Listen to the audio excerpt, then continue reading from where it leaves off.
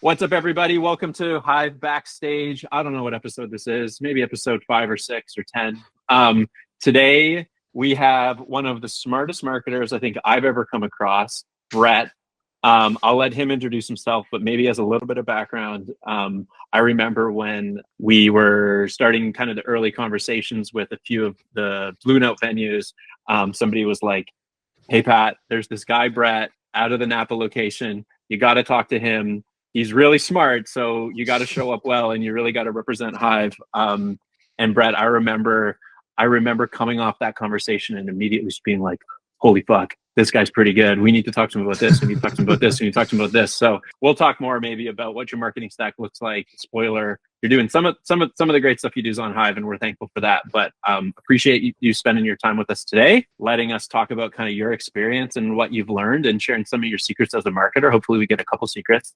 But yeah, pleased to have you here. Welcome. Yeah, it's great to be here. Thank you. I've been using Hive for a little bit, and we've had some pretty great conversations. It's one of the more exciting platforms for me in terms of keeping on top of my workflow and trying to constantly keep the machine running. That is, promoting events at both a small jazz club and larger events that are more seasonal. And so it's great to sit down and talk to you today. Maybe like two interesting slices there. One is like, we don't claim that we know exactly what the live events industry needs in terms of marketing tools and software. I think like we get the most out of just spending time listening to smart people like yourself talk to us about their problems, talk to us about their workflows. We can probably speak to a couple of the specific things I think that you showed me. You're like, hey, we got to do something about this. Like, look at this crazy thing I've been doing. We'll talk about some of your Claude stuff in a bit. Maybe just like give the internet your kind of TLDR background summary, because I think like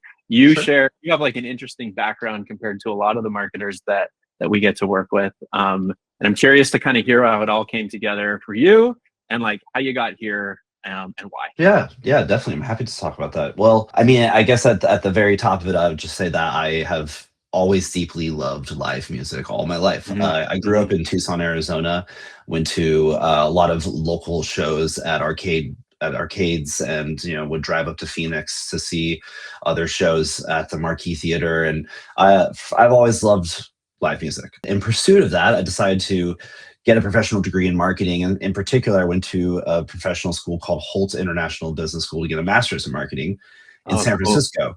And it was a great opportunity for an educational experience, but the fact that it was in SF and how much I loved my experiences visiting there and seeing music there was a big incentive just to get out to the city. So while studying, I met someone who was an editor for an online blog called Showbams. And they do ticket giveaways and live reviews about shows in the Bay Area, basically. And so I started writing some reviews I did one for Eagles of Death Metal at Great American Music Hall, and I wrote another for Disclosure when they played at Bill Graham Civic. And that ended up kind of getting me in touch with people who worked inside the industry. And there ended up being an opening at a famous now closed punk club called Slim's in San Francisco that needed a digital marketer to build emails in MailChimp at the time, and to manage our Eventbrite listings, and most importantly, tape up posters. Taping up posters was a big part of my job. So that's kind of how I got my foot in the door. And then I spent some time working for a couple other promoters throughout the Bay Area, Another Planet Entertainment and Noise Pop. And now I ended up at the Blue Note team in Napa, and I've been there for the past 3 years. So it's kind of been an incredible turn of events, taking my profession and having it collide with something I'm so passionate about in what is one of the best areas of the world to see live music. So it's a pretty great dream come true, I'll say. Yeah, you're really checking all the boxes. Fascinating that you went to school for marketing. I think like that's one thing that, I mean, I come from the engineering side of the house, where we have lots of people that never went to school for anything, but especially inside of engineering, most people are probably going to university, college for something. But on the marketing side, especially in live events, I feel like, I don't know if I've come across that many people who have like a real traditional background in marketing. You know what I mean? Yeah, it was useful because it arms me with the perspective of when I came to Slim's. these were people who worked for a punk club, so they weren't thinking Mm-hmm. about conversion rates and standard digital marketing results, or even how to do any of those things. So I was able to kind of make a strong impression just with a sense of technical know-how. Mm-hmm. And also just being able to get a printer to work. You wouldn't believe how far my career has advanced with being the guy that can get the printer to work. So Yeah. so that's good. Well, that So to me then explains a bunch about.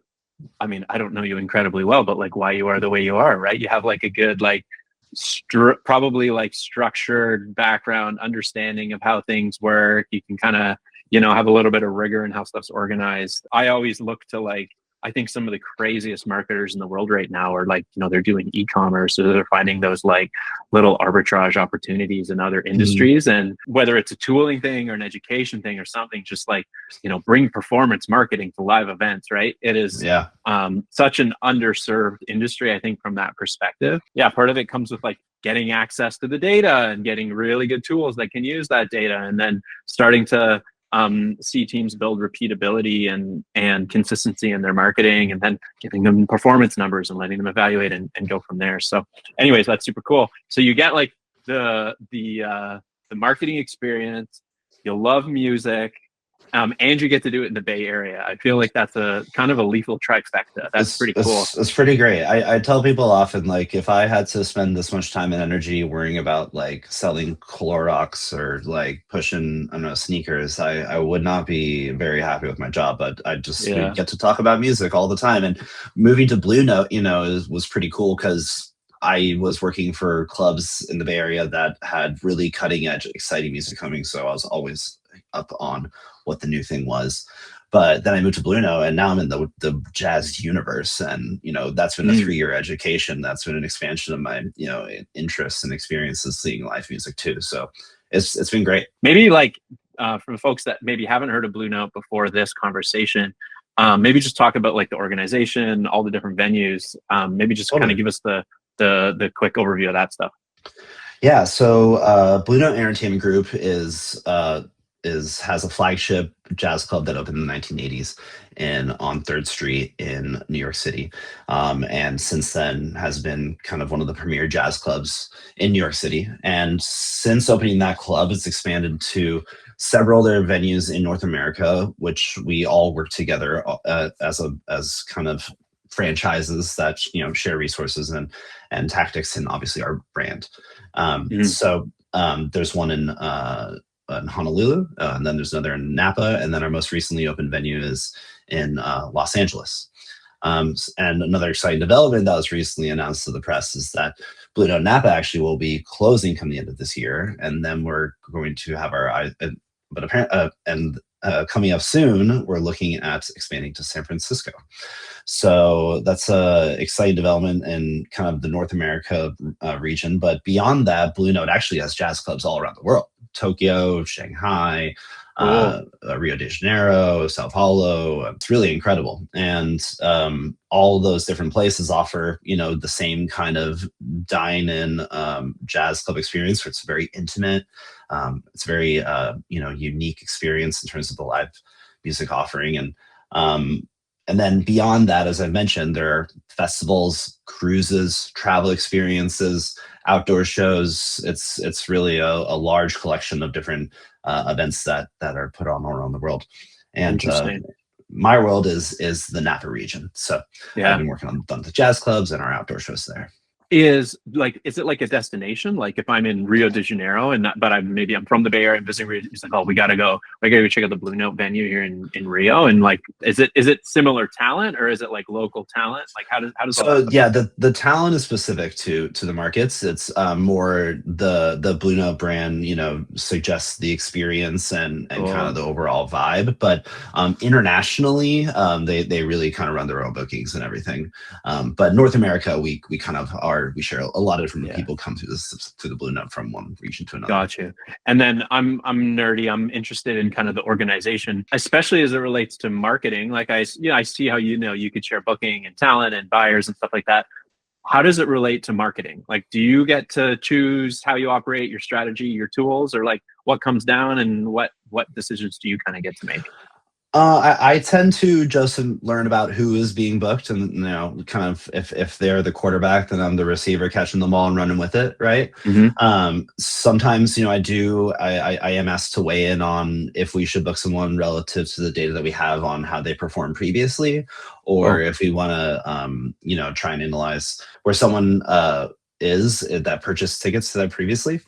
Hmm. But most of the time, the bookers are sending me what they have booked, and I'm running with it. Got you. Cool. And then do all of the how much communication do you have with like the other marketing teams at the other venues? Is it like a collaborative thing? You guys kind of like lone wolves? Like how does that work out? We coordinate some tactics, but we mostly have our own different cadence and workflows. So we kind of are in our own worlds, but we do interact on a monthly basis, basically talking about Yeah. what's going on in the world of, because we have the same website interface and all of our ticketing interfaces kind of overlap, but every venue is its own venue and its own machine that we're trying to keep running. So Totally. And I presume like you guys probably have some uniqueness and like it is a little bit of a destination venue. People are probably traveling out from the city, da da da da da. So yeah. that's interesting. One of the craziest things I learned, I'm sure that this is common knowledge for lots of people maybe watching this, like I was talking to some NFL teams, and in the NFL, there's somebody that works for NFL corporate where you can call them. Like you're a marketer at, I don't know, the Patriots. It wasn't the Patriots, but Mm. like you'd be like, hey, Brett, is there anyone in the league doing good SMS marketing? And this person there, this woman, I don't know who she is. She'd be like, oh yeah. You should go talk to the 49ers team. They're doing No really good. way. Yeah. And it was Wow, just that's like crazy. it wasn't, I'm like, that sounds like such a cool thing where I guess like, not every team is totally competitive because they're all in separate Mhm. markets, right? But there was something really cool about that where there was this like shared resource who was like running surveys, engaging, how successful or not successful the marketing that each team was doing. But you could call them, and if you were good friends with the person, they'd tell you more. You know what I It's mean? crazy. Which was really cool. So it's been something that I don't think I don't think has been replicated super well in live events in general. Like if we could somehow figure, I don't know if it's a Slack group or a meetup or something where you could just take like the best non-competitive marketing teams in the country or in the world and get them to kind of swap stories. But I just thought it was like a really funny thing. Clearly the NFL Yeah, does it because like it helps everybody, right? The yeah, NFL just wants to sell tickets, but I definitely. don't know, maybe there's something at like I don't know, maybe it's the management layer. Maybe you kind of get this in like the tour marketing teams or some of the agencies or something. But the Yeah, person that I was having a beer with that was telling me this, I'm like, holy fuck, that's a great yeah. idea. So that's why I was asking, like, how much cross pollination, success story, strategy sharing, recommending different tools do you guys get, or are you kind of Yeah. on your own? So Bledo Entertainment Group has, these different corporate accounts with these different tools that we use, Hive obviously being Mm, one example of them. And so we do have periodic discussions about how we're using those and particular successful things. Like I mentioned earlier, we're trying to amp up our SMS. And so, I'm talking with New York, which has a way more advanced SMS operation. And mhm. so, yeah, we do coordinate in those ways sometimes. Let's take that as a segue. Maybe just like, what does your current kind of tool stack look like? Maybe let's start with like the things that you use, the highs, the tradables, like all of those types of stuff. And then separately, let's talk about like what are the unique things that Brett uses? Because I'm guessing you've got some funny icons on your dock there or Yeah. something that not everybody's using yet. So maybe let's walk us through kind of like what your tool stack is. Yeah, totally. So the Blue Note universe, at least in terms of our ticketing data, starts with Tradable Bits, which is our main CRM, and which Mhm. has been a really, really powerful tool that we've used for both analyzing data that we've received and also using it to capture new data, which then pushes to things like Hive, which we use for our email marketing and our SMS. Mhm. For social media, we just use Beta's Planner, which is pretty straightforward. Tradable Bits also assists with our paid ads that we do through Meta. And we transitioned. I think any professional creative that is watching this will hate to hear this, but we did transition from Adobe to Canva in the last year, and it is so much more efficient for our That's needs. that's crazy. Yeah, we completely Yeah. transitioned off of Adobe because we just have all these asset variations, and then the late show's canceled, so now we have to update 6 different files, and just the agility of Canva has been a huge breakthrough in terms of our ease of maintaining visual assets. So that's And where did you almost also move from like a native app to Canva on the web? Is that the right you know, take? they have a desktop app, which is basically their web page kind of in an Got it. optimized Got it. window, but it really gets the job done. And we also are working with some pretty straightforward, ad mats when it comes to our designs. Anything that's professional, we obviously will have a time or two where we need Illustrator or Photoshop, etc., to get some specific artwork or high end print made. But for operational purposes, yeah, all of our creative is basically going through Canva. Gotcha. That's So fascinating. really, yeah, I didn't expect it to be as effective, but for myself personally on my computer, I'm a really, really, really big fan of Better Touch Tools. It's a Mac OS extension application, which basically allows you to make really complicated hotkeys for repetitive tasks. One of my favorite ones is I constantly have to share links to ad mats, and those ad mats are saved on my hard drive through Google Sync, right? So I don't have to navigate through a bunch of web pages to find the 1080 by 1080 version of this one thing. So I navigate to it in my Finder, which I can open that ad mats folder with a hotkey that I've set up through Better Touch Tools. Gotcha. So you can define a certain set of keystrokes and it will just automatically open that window. And then I've created another hotkey which will open the right click box and find the copy Google Drive URL click. So now anytime I hover over anything, I can just press this hotkey and it just copies these URLs. And so again, in this nature of this job being just repetition and volume and accuracy, right? I always have the right link to the right place and it's always synced and updated, and I can do that with a bunch of hotkeys. So yeah, better touch tool is I used to use it for window snapping back in the day. Oh yeah. I'm vividly remembering all my keyboard shortcuts, so that's a good throwback. But that's fascinating. And like when you're copying, I'm mostly curious, when you're copying and pasting these ad mat URLs, like who are you emailing them to people, or like what's the use case there? Yeah, to send it to a person who's going to get it printed and posters around town, or to send it to the artist because they need an updated version with the new press photo, or there's a million reasons. But instead of sending attachment after attachment, I'm sending links to download, because of file sizes, etc. It's just more efficient. Gotcha. What else is on your dock? Other things I use. So I'm a big fan of Claude in terms of my main AI stack. Claude has been a pretty revolutionary addition to my workflow, and that has come in the form of scheduling items. It's come in the form of reviewing marketing plans and then turning them into action items. So it kind of is like a sketchbook that talks back to me. But then when it comes to actual planning and where kind of the rubber meets the road of my marketing, it's been an incredibly useful tool for segmentation. So I have... This is what we got to talk about. This was the Brett light bulb. Oh yeah. That I think I remember. Yeah. This is what I was good. excited to talk to you about when we first started. But so what I was able to do before you actually Hive launched that affinity segment search tool, which kind of is doing the same output, is I was able to give Claude a list of every show Blue Note has ever had, and therefore we have customer data related to. I mean, a really simplified CSV. I mean, and the project memory and capability of Claude when we had this initial discussion is like a quarter of what you can do now. You could upload even way more data. But here's what I solved. For the first 5 years of my career working in this industry, we would say, dang, we should send an email to the punk kids about the punk band playing at the punk club. And we say, well, what punk bands have we had in the last couple of years? And then someone would go, oh yeah, well, we had this band, and we had that band, and we had that band, and we had that band. And I would write those bands down, and I'd go into our ticketing manager platform and find all the people that subscribed, that bought tickets to that show, and then export the CSV and then upload it. And now I do that over and over again. But it was always reliant on institutional memory of just people who have been booking the clubs. So I was able to give Claude all the shows we ever had, and then all the shows that are upcoming, and I would say build out segment lists for me based on all the upcoming shows. And so then I would have a really accurate affinity list because it's working against a static set of things. It's not ideating artists. It's saying based on these options, these are what I think are the most related. And I was able to then make super well segmented lists that are twice the size because it's thinking of artists or just including a wider range of artists that I normally wouldn't. And then I'm doing it in like a quarter of the time.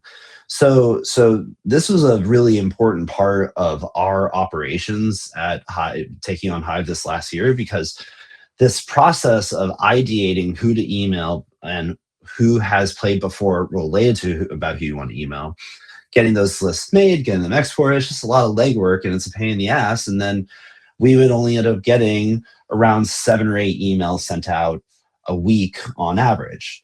And when we took on Hive, and with the addition of AI and kind of being able to push that into tradable bits, and then have that push from tradable bits into Hive, into these affinity segment lists, we called them, we were able to increase our output to about 12, 13 emails sent per week.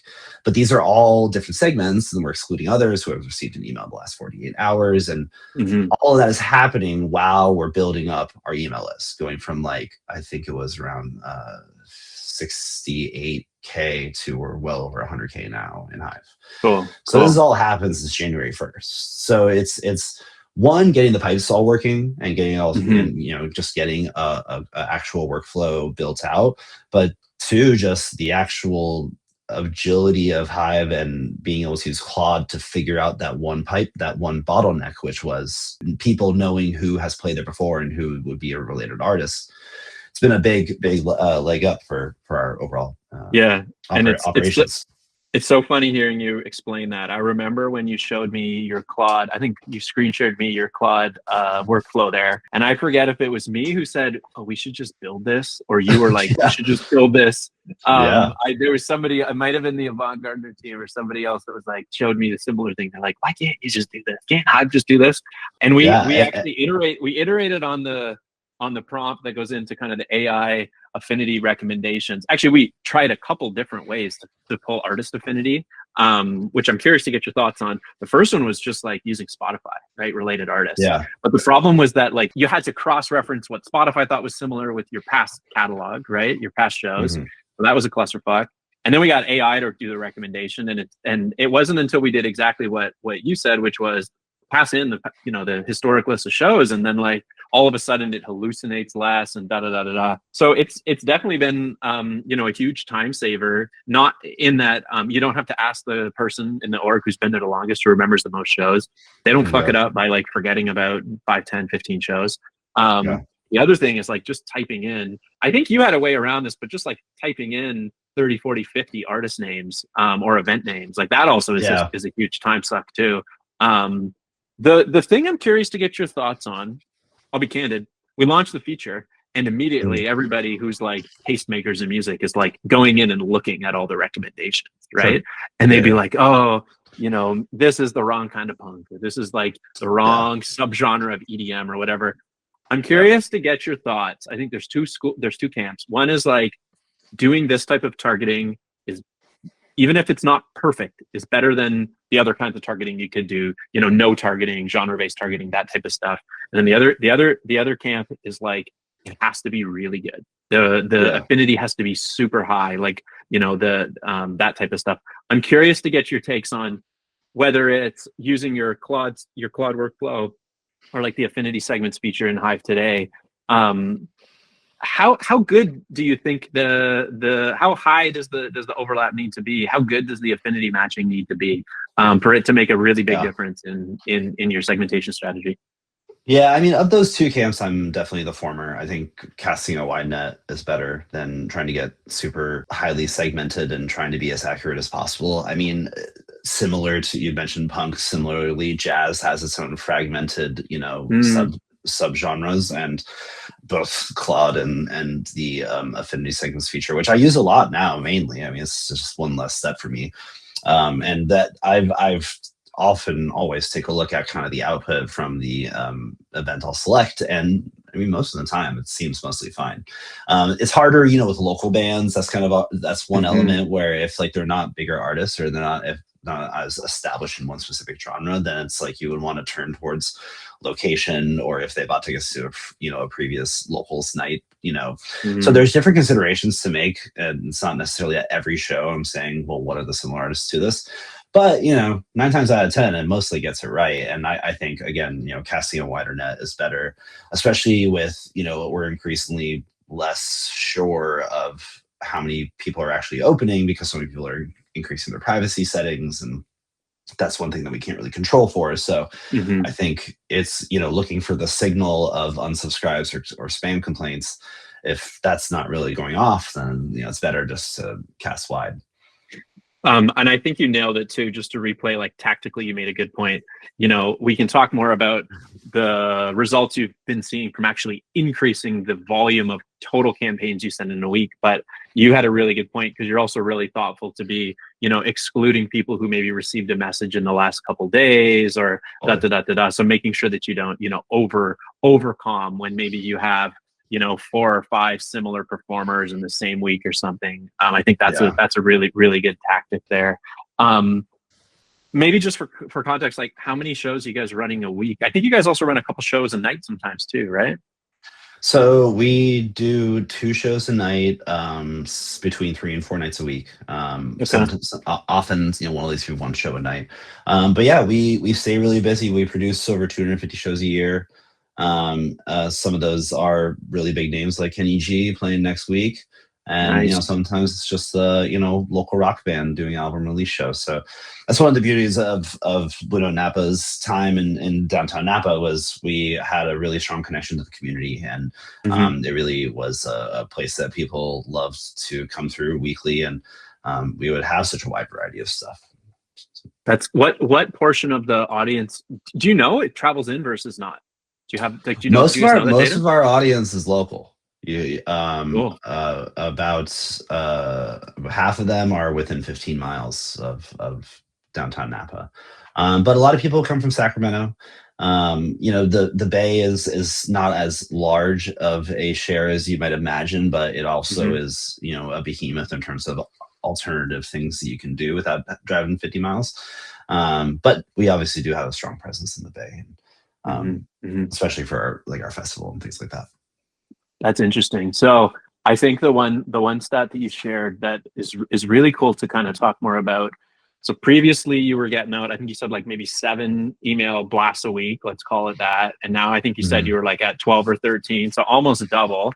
Maybe Yeah. just to put it into perspective, like what are these types of messages? Obviously, if you're doing like affinity segmentation, is it announces? Is it like kind of like final pushes? Is it Yeah. pre-show, day of show operational stuff? Maybe like what's the messaging mix in there in terms of use case? Yeah. So the way we approach it is 2 wide blasts that goes out to our entire list with just general updates of what's going on. So that's in one form called the digest, which is a theme-based collection of shows. This is what's coming up, jazz Mm-hmm. artists coming up, or holiday shows, or get your tickets for New Year's. And then every Friday we'll do on sale now. So whatever's been added to the calendar most recently. So that's a set thing we're sending to everyone every Wednesday and Friday, which I think Cool. that continual cadence is good because people can expect it and it limits spam complaints and things like that. Mm-hmm. In between that, we're doing almost exclusively dedicated email blasts. So it's one specific artist, and we're targeting a specific group within our list using that AI workflow that we just discussed, Mm-hmm. and letting them know about that one show. And then, within that, sometimes it's a contest, sometimes it's a specific alert about if they're coming to one of our outdoor shows. We have to do know before you go emails, which is more of a transactional thing, and and then some genre-based groupings, but kind of depends on how busy our calendar is. Got But it. the Got it. continual cadence and giving every individual show a dedicated blast based on an affinity list has been a priority of ours, which we just didn't have the capacity to build those lists and schedule them for every single show previously. But now that we Yeah. have this workflow, we can get that done. So And that's what I kind of wanted to hammer on because I think is it what just you and one other on the marketing team? Is it just two of it's you? me and one part-time teammate who assists a lot with the execution. But I am a team of one working with different vendors like you all and Tradable Mm-hmm. Bits. Mm-hmm. And so it's all kind of being planned and executed by me. And the pitfall of that is the volume and the failures in terms of accuracy or organization. And Mhm. so these tools kind of allowed me to be able to keep a system running where there are fail safes, and if things are incorrectly done, it's very easy to find that and fix. Mhm. That's wild. So it's I'm now appreciating just you sitting down to, record this with us. There's a lot of emails you could have sent out during this time. So I appreciate it. No, I It's got Claude definitely working in the background. It's fine. there we go. Yeah, yeah, yeah. Brett GPT has been typing away the whole time. Dude, you should see some of the engineers. They'll be in the office here, like with all their monitors open. We were working on some shit last week. One guy was in, and he had like 3 or 4 different cursor sessions going at the exact same time, working on three or Jeez. four different features in the background. Like, it's absolutely insane. I can't wait to be Yeah, able to bring that type of throughput or like output to marketers, right? Like, yeah. I understand why maybe engineers or developers are getting that first with all of these coding tools, but like literally it's like this guy had 4 features that we were trying to build, and he was getting cursor to like scaffold out, like it's not 0 to So 100, it's like crazy. 0 to 80, but literally it's like, oh, this one's doing this one's doing this one's doing this. So I'm just Yeah. picturing, maybe it's not right now, I know we were joking about it, but like Yeah, in no, the future, it's a can you whole new imagine? world. Oh no, It's absolutely. crazy. It's a couple logical steps away from us. It's crazy. Yeah, maybe you know what? There's another thing. I'll be candid, and I would love to get your take on it too. Like, I'm curious. Maybe you can speak to it. Like, I think you were one of the most advanced Claude users I've seen out of our customer base. Right? Was that something that you just picked up yourself? Like, obviously, you're pretty AI forward. Was that mandated by someone else in the org? Maybe like talk No, to me how no, it you was got all me. started just fucking around with that. That was all you. Yeah, it was all me. I mean, I was pretty intrigued by the capabilities of chatbot AI in general from the moment it became evident how quickly and efficiently it could work. Hmm.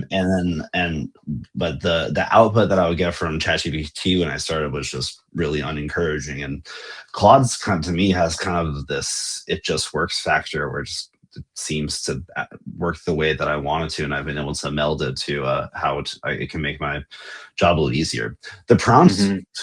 no pun intended. The reason why I decided to start using AI so intensely is honestly because I would just kept making annoying little mistakes about Mm. door times and specific spellings because I'm typing in something too quickly. And I was like, there's got to be a way in which all this information can be understood by this bot and then collected and given to me in the form of plans for social media posts and schedules for email blasts. And then that way I just have all that information correctly in front of me and then I can execute it. So Interesting. it's the challenge for me in my entire career has been volume and accuracy and output. And I mean, it's kind of, I guess, everyone's challenge in one way or another. But Hmm. um, when you're a team of one and you have 250 shows a year and you have these tools available to you, you want to use them correctly. And this has been a huge kind of connection in between using all of them and getting them utilized to their full potential. Totally, yeah, and I think I think it's the consistency and the repeatability. We had another guy, Jeff, on the backstage series maybe a couple episodes ago. He's talking about event. He described it as event hygiene, which I really like. Which is like, you Okay, just have to do these things for every single show, right? You have that's to a brush great your teeth, analogy. and you Yeah, have to send your note before you go, and you have to send your dedicated announce da da da da da. So.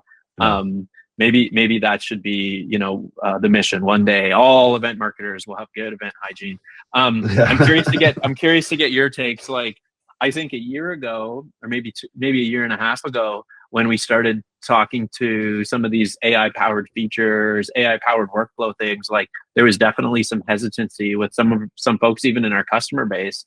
And I think the tides are sort of turning, but I'm curious to get your takes. Like, what's been the is has there been an over the top push in your org or on your teams for AI? Has it been like, hey, hold back, we're not going to fuck with this because of reasons X, Y, Z, A, B, C, D? Yeah. Like, has that stuff changed, or where's it at now? I'm not sure. I mean, I have presented my wins to the team, and they've thought it was cool, but I haven't heard of anyone really adopting them too dramatically. I mean, I think it's just an odd cultural moment we're at right now, where it's like, do we all want to admit that we had our final essay written by ChatGPT in one way or another? And I think, the tool that you made for this Eventfinity search, I think is a good example of how it actually can be proliferated through different workflows, because it's like, remember that annoying step that took you so long? Well, now you can do it in the click, instead of hey, it wrote your email to your boss requesting a vacation. Like, that's not where I want AI helping me. I want it helping me with my organization and scheduling and optimization. So I think it's a cultural shift that's slowly happening, but also it's because it's better and doesn't the stuff I get now is less hallucinations and more accurate, and whereas obviously it was not very good just a year ago. And it's totally, and I agree with you. And I think like part of what we've started to appreciate is like just a lot of people just like don't know where to look or what to do. The tools just don't exist yet. You know what I mean? Yeah. It's like the frontier, the nerdy, the hacker fuckers like yourself and like myself and lots of other people are like, they're doing it in ChatGPT and they're doing it in Claude and they're naturally reaching out to those things. But like most people, they don't even have enough time to try these things, right? They're not thinking Definitely. like they're just trying to get out their weekly newsletter, right? So I think we're starting to appreciate that like there's a ton of value to be able to thoughtfully find those specific use cases on top of data that like, I mean, we haven't even talked about that, but like a few years ago, lots of this customer data wasn't even available, right? Yeah. And now it's starting to become available. So I think even there's been so many times I'll sit down with like smart, talented marketing teams. I'm like, what kind of marketing you doing? They're like, we send a monthly newsletter. And I'm like, fuck. And they're like, we'd love to do genre blast, right? But to your point, like it's a jazz club, it's roughly the same genre. Like it's an EDM club, it's roughly the same genre. And it's really about being able to build those almost surgically targeted audiences, very intentionally targeted audiences for every single show. And when you can get to a point where you can do that repeatedly with 1, 2, 3 people on staff instead of needing a team of 15 to put it all together all the time, that's where you start to get that stuff. So I genuinely appreciate your inspiration on that specific feature and your willingness to give us good feedback along the way. Yeah, totally.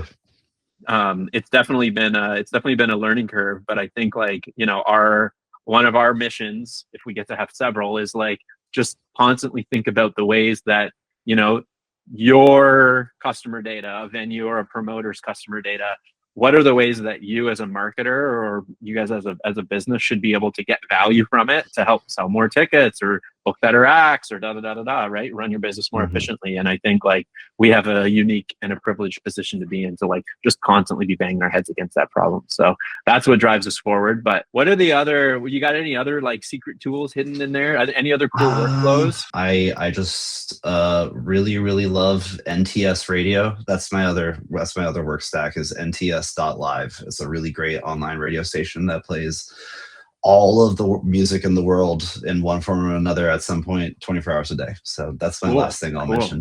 I'm curious if so we talked about kind of like what the marketing playbook and segmentation strategy looks like for your events at the venue.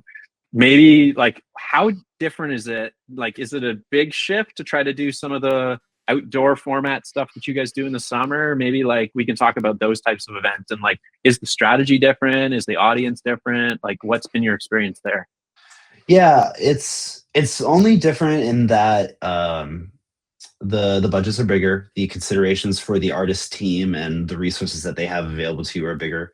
And when you have a collection of outdoor shows and you put those budgets together, you obviously end up having to make bigger collective buys that bring you into the world of billboards and newspaper advertisements and radio. So combining that with, a thorough digital strategy, I think is one of the more important parts of when you move to the outdoor stage level. So that was one challenge for me, definitely. And more importantly, it's like the Blue Note shows we have 4 a week and 250 a year. So we're trying to give everyone, keep that hygiene, like you said. It's a great analogy. We want to keep pushing each of these shows multiple times, but you also don't want to exhaust your list over and over. So it's like, how do you change up what you have to say? And that's when you tap into the resources of the artists, where they have maybe they can couple some merch giveaway or a meet and greet experience, or they just have some cool tour recap video to share. That's kind of the other difference for outdoor shows. Got you. So you're this is great. I've had a ton of cool conversations about this recently. So sort of like tapping the artist's ability to create more marketing moments, maybe especially during maintenance or during close or something where you don't just want to pester the audience. I'm curious with some of those shows, especially where there's not a ton of audience overlap. Is that a thing that you guys run into with some of these outdoor shows, or is there still a lot of audience overlap? Like, are you using your Blue Note Napa database CRM to like do first party marketing against those shows, or is there a lot of top of funnel you're having to kind of do lead gen, or a mix? We're leaning into our Blue Note Napa crowd heavily, just because again, we are. I guess it's all local, right? Like at least we're a it's destination. Napa is a world-class destination for wine, but when it comes to our customer base, we're really leaning into who's immediately around us. Cool. So all of those people are included in kind of who we're first reaching out to. And the other thing too is we're booking acts that are really, really appealing to a wide market. We had the Beach Boys, like who doesn't love the Beach Boys? Mm-hmm. So that makes it kind of easy to wrangle them in, but we also do book higher end jazz artists, and so we're able to tap our list for that, something like that. Got you. Cool. I guess I can ask this generally. You can go to like a show at the venue or an outdoor show at some of these other spaces.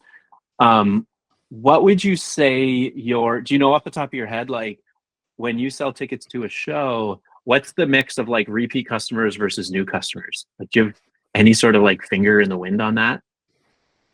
Or to maybe put it in, I don't know if you're willing to share that. No, I honestly just can't remember off the top of my head. I know these analyses have been done, but I mean, the thing is, Napa and the greater surrounding area is just roughly over 100,000 people. So we do a lot of our customer base is immediately in that area. Wow, that's crazy. So 100,000 people in the Napa area and 100,000 plus people in your Hive database, at least your tradable bits database.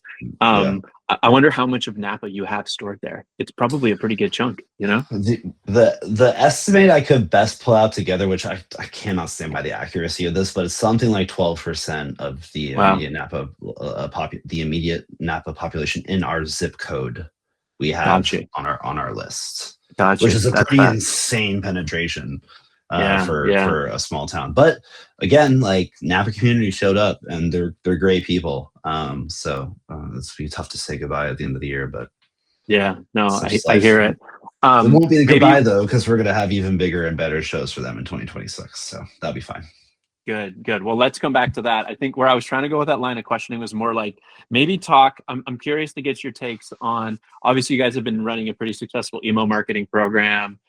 Other venues have been experimenting with SMS. We can talk about kind of your aspirations and feelings there. I'm curious to get kind of the take on like, you get to spend your marketing budget, what's the mix between like trying to acquire and convert people off of ads versus trying to do it over email versus maybe SMS and other channels? Kind of like, how do you approach that cross like omni-channel? Yeah, omni-channel, I feel like I never understood what that term actually was until I started just spending my money in a bunch of different places. And they're like, it's called omni-channel marketing. And I'm like, that just means a lot of money. I mean, with digital, we kind of have a pretty standard playbook of just cadence related to the number of days out from the show and how many tickets are sold. And a big a variable that determines kind of what we do is if it's a part of a national tour too. So there's a lot of different things to consider, but when it comes to digital, we have pretty much relied on Facebook, Meta's ad platform, and Google for our main bread and butter advertising, but it's not really maintaining the high level conversion rates that we have seen over the last couple of years. So now we're moving towards Reddit and TikTok. Those are kind of our next kind of big networks that we're looking at. And then Ticketmaster also has a self-serve marketing platform that they're doing. So we're going to have to keep expanding, the number of channels we use. But the challenge is how thinly you should be spreading your budget across all those different channels, because you kind of end up having when you spend so much, you end up getting a diminishing returns after spending too high, but spending too little is like You don't get it's complete reach, and waste. You don't get anything. yeah. So, I mean, that's been the challenge, in my job day to day is like, how do I find that, balance between the two? Totally, totally. And especially with Facebook, removing, certain targeting capabilities, certain interest targeting capabilities in the coming years. And just, I think we've heard that refrain a lot, and trying to figure out, a lot of people have been trying to figure out, like, okay, I would love to spend less on Facebook and more on SMS or more on email, right? Mhm. But the funny thing about Facebook and Reddit and all these other, paid networks is, like, you can spend as much money as you want, and just, I Yeah, know I know. the returns diminish, but, like, you can keep reaching people, right? Like, Yeah. you can't just go and spend more to reach more people over SMS. It's like a thoughtful program, right? Same thing with your email program, right? You're thoughtfully building up the list, gathering people's preferences, trying to figure out how they want to be marketed to or spoken to or messaged, right? Yeah. So it's definitely something that, some of the largest promoters that we've worked with are like, I would love to take my however much budget on Meta and try to figure out how to spend it on SMS, but, like, we got to start back all the way at basics, and just, like, really focused on list growth and engagement and building the habits, so that people, have the expectation, to your point, for their Wednesday and Friday blast, right? It's like, so Yeah, they're not, exactly. they don't feel like they're getting spammed. They feel like they're getting their end. They're getting what they signed up for. So yeah, I feel like I think same thing as it relates to, building up the data asset. I'm curious to get your takes. I think Creatable has awesome ad tools. We've been building out some ad audience products. I'm curious, like, what other tools are you using in the space? Where are you seeing success, or do you just have that kind of, like, well-defined playbook that on that side too? This is the main playbook I'm running with. I mean, because we're transitioning from Napa and looking towards San Francisco, I'm actually in an interesting space from a marketing perspective in terms of thinking about how do I start getting people interested in Blue Note San Francisco when its very existence is, to be officially announced in terms of its schedule and what actually is going to happen. But, there is something to talk about. And so building out that SMS list and kind of starting to engage with them is one thing, the thing I'm starting to think about. And then looking towards our outdoor shows in 2026 in Napa, we have a large email list, but engaging with our community through SMS is one element that I'm starting to explore more. So that's kind of the next frontier for me. And then, of course, Reddit and TikTok are kind of the two other ones that I'm looking at. Gotcha. Yeah, I think we actually, another great venue in SF with Yoshi's. We've done a couple case studies with them. They, I think they're a good use case in designing a thoughtful, SMS program, building up that list. And they've seen good returns. I think the one thing, I know we thought maybe we could brainstorm a little bit on building up that SMS list in SF. The one thing that is cool is, like, you have unique experiences to offer people, right? Yeah. And to be able to, I think, like, that's one thing with SMS, like, it's such a personal channel. You're literally in people's phones. They need to really want what you're, promising them. Yeah. I think, like, building up your list from, like, you get early access to tickets. We announce it to you first.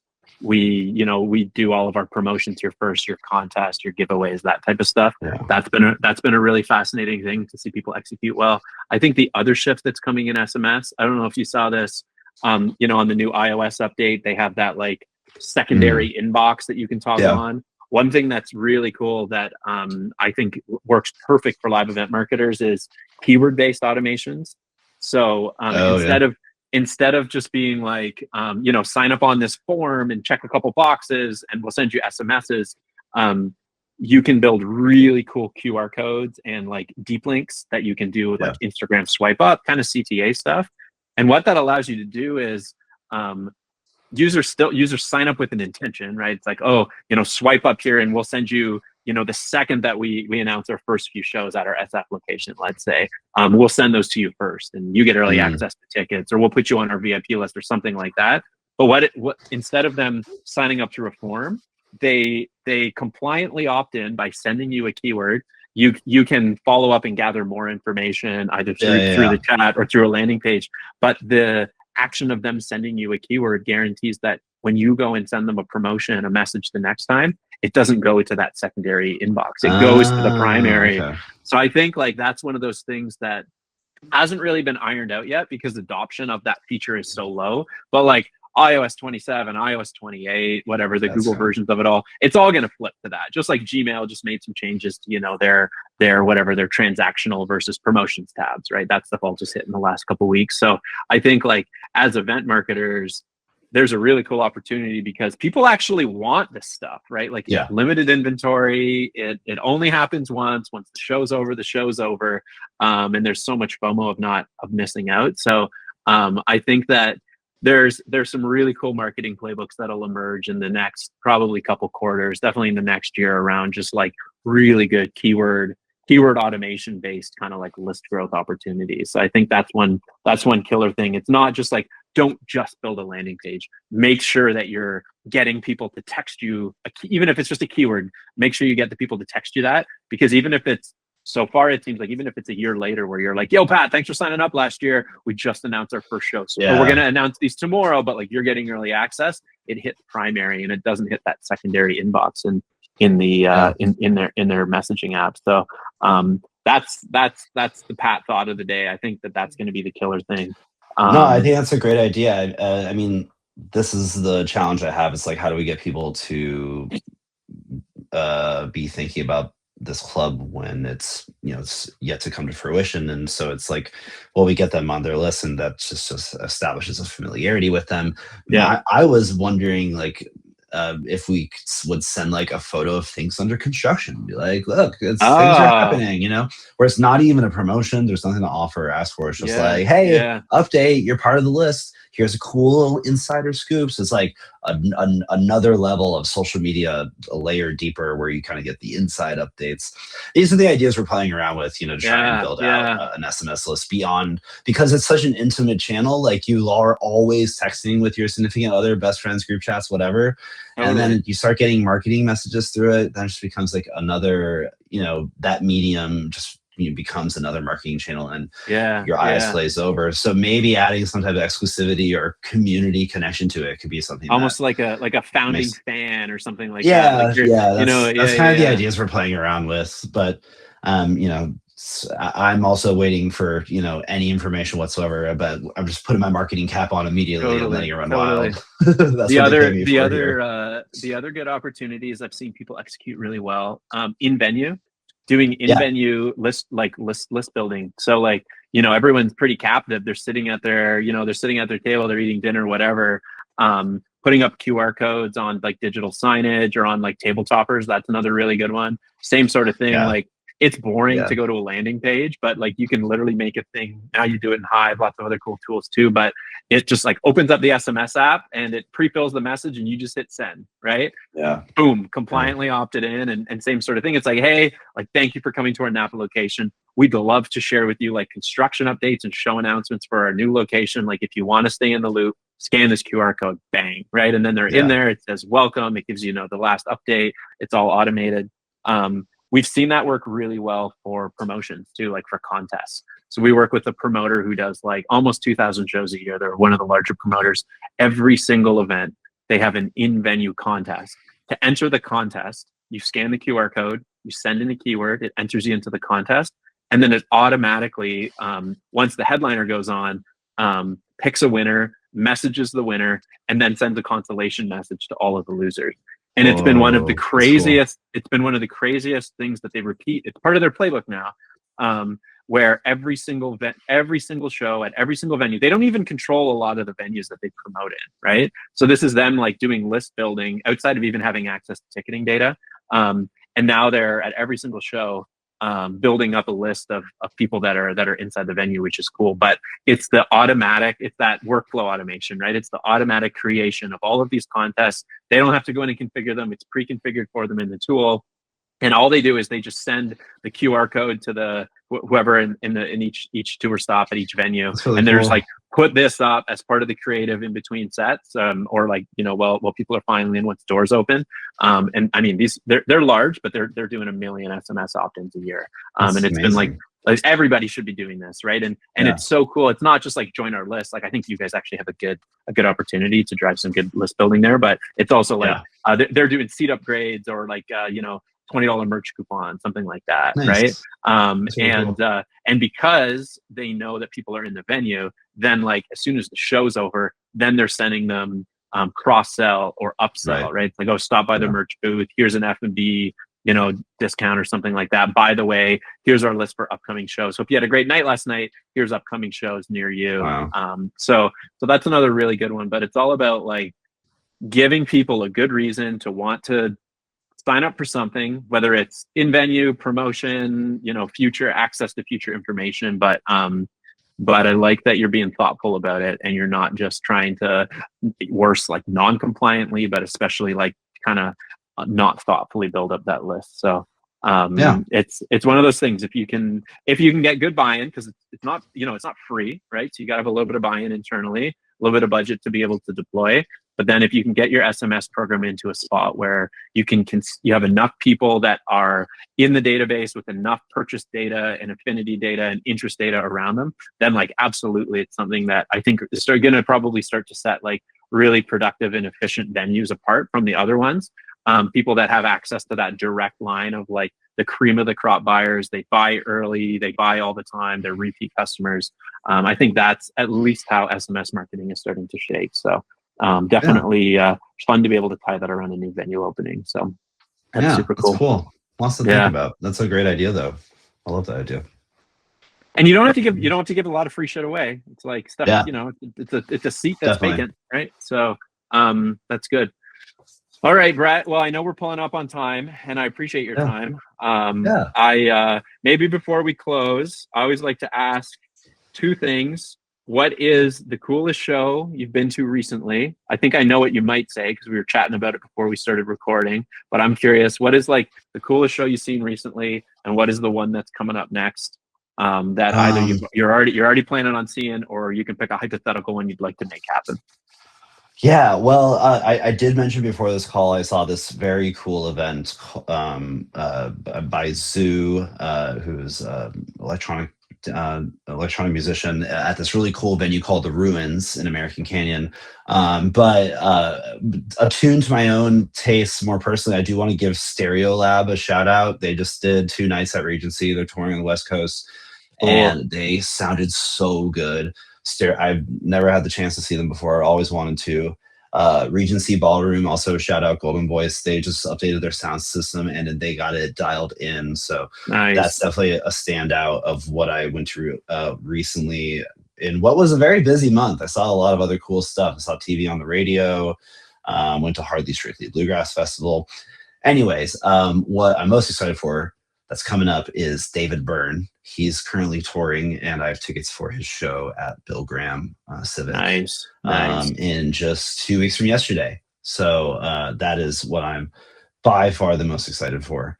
The last time he came through, his tour was one of the most astounding things I've ever seen in live music. Nothing like him.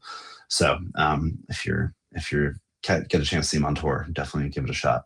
I'm eternally jealous of the cool markets like the Bay Area, where you get all the good music and you have all the good venues. So it's too good sometimes. It keeps trying to keep my head on straight. Is like I'm going to Bar Italia. I just realized that's the next show I'm actually seeing, which is this Saturday. I'm going to see Bar Italia at Regency Ballroom again. So just staying busy, Nice. Bad Bad Not Good's playing tomorrow at the Warfield. Anyway, that was sick. You going to see that or no? I don't think I'll be able to rally. I need to keep my head on straight. Good. Well, I appreciate all your time, Brett, and appreciate it's great chatting. I appreciate you not only being very forward and open with us, with the stuff that's working for you and not working with you or for you, and letting us try to help out along the way, but also being willing to sit down from what I know now is a very, very busy schedule, and being willing to kind of being open to sharing all of those learnings with the wider audience too. So appreciate you making time for all of us. Yeah. But also love that you, like so many other people, are so passionate about the space that we're all in. And I mean, to your point, like, it's definitely one of the most exciting, passionate groups of people. And I'm happy to get to work with folks like yourself. So Yeah, I appreciate that's that. You know, it's I live and breathe live music, and I'm very lucky to work in it. It's been great talking with you. If anyone watching this wants to hit me up, you can reach out to at Blue Note Napa. Keep up with what's going on at BlueNoteNapa.com. But yeah, it's great chatting with you, Patrick. nice. Appreciate it. All right. Thank you so much for watching.